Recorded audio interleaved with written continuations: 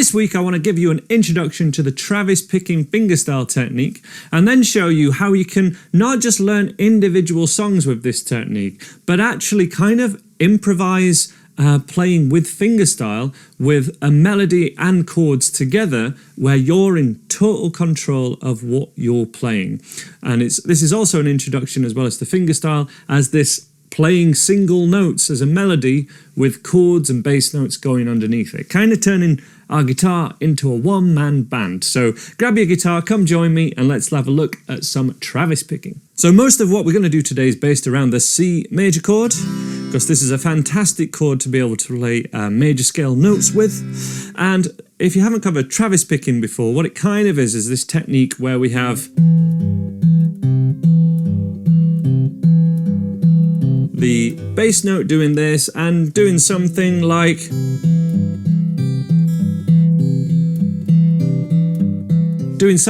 that on the higher strings. So we're turning our picking hand, kind of the thumb is the bass player and the fingers are the melody, and in between the bass note and the melody there are chords or harmony, and that's how we turn our guitar into a one-man band. If you've never done Travis picking ever before, I really encourage kind of having your little finger just kind of anchored here, at least for this first part, where we're just going to alternate the thumb from the root note of a C major chord, or any root note of whatever the chord is that's happening, going down a string to string 4, and then just alternating between these two notes.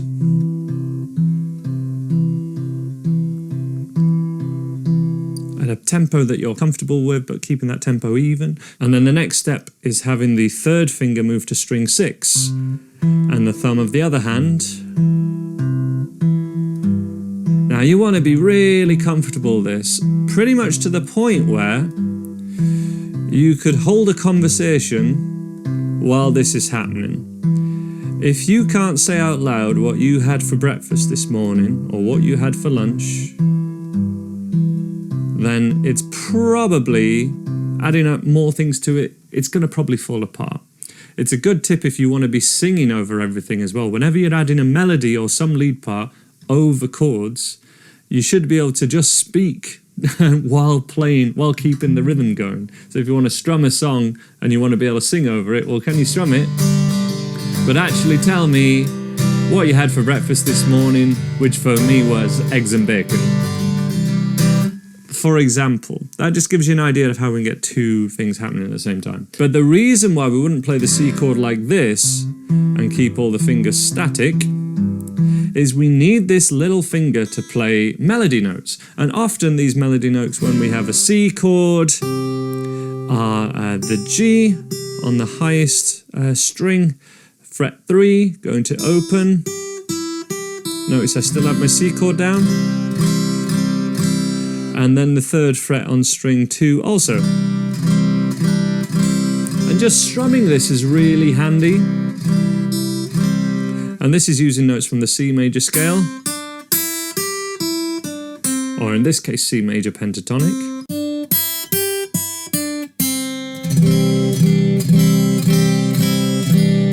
And what we want to get used to is whichever note is the highest out of our chord that we're playing, because we're still just playing a C chord. Whichever note is highest, that's the melody. Our ear just hears that as the melody.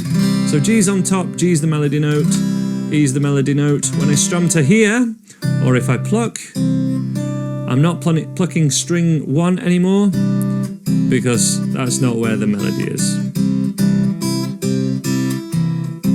And so a great thing to get used to is keeping this thumb going, initially just over 2 strings, but eventually over 3. Doing it super, super slow at the beginning. My word, you have to get used to playing stuff slow initially when you're learning fingerstyle stuff.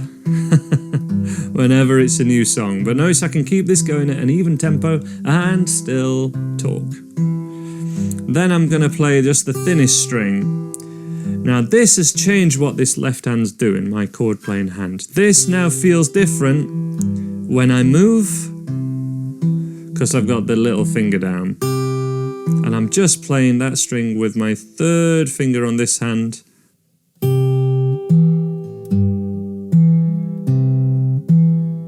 And And if we think of 1, 2, 3, 4, playing something at the start of every bar is a really good place to start. Next point, let's just lift off that little finger, and now we've got a different melody note.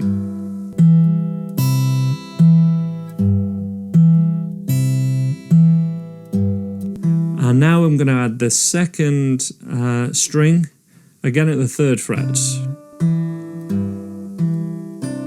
And this is doing a really similar thing to the start of many fingerstyle songs, but namely Freight Train is the one that I'm looking at here by Elizabeth Cotton.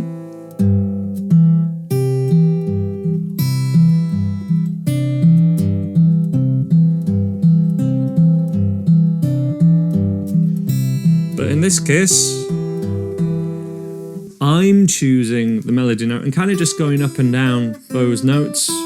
When I'm ready, I'm choosing the tempo. Again, we're not going for a specific song here. When I started doing that, that's when my fingerstyle playing started to elevate, because I wasn't just focusing on one bar and playing it super slow. I was actually going with the vibe, going where I could take it and working with the things that I could currently do. You know, as soon as I got this, speed it up and play around with it and vary those notes. Another great chord to go for would be G, for example. That's what happens next in this song. This is the kind of fingerstyle G that you really want to get used to though. So this is a normal G, but played with fingers 2, 3 and 4. And this leaves the first finger free in this case to play melodies. Now you could still play melodies with the little finger, but when we move down here,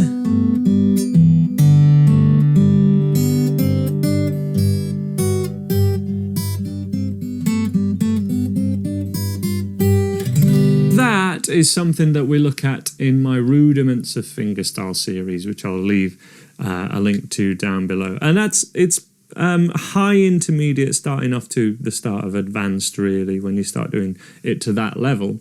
But as an introduction, you're in control. And the things to remember are the bass note is going to be played by the thumb, and it's going to go between the root note of the chord, down a string, and then when the root's on string 5, it's going to go back to string 6. So the pattern, if it's with Travis picking, is always, if the root's on 5, it's 5, 4, 6, 4. Always, always, always.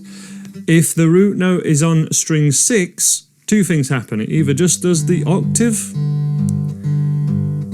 or more commonly, or the more advanced way, is 6, 4, 5, 4. And getting used to that with keeping the little finger down, at whatever tempo you're comfortable with, but keeping that even.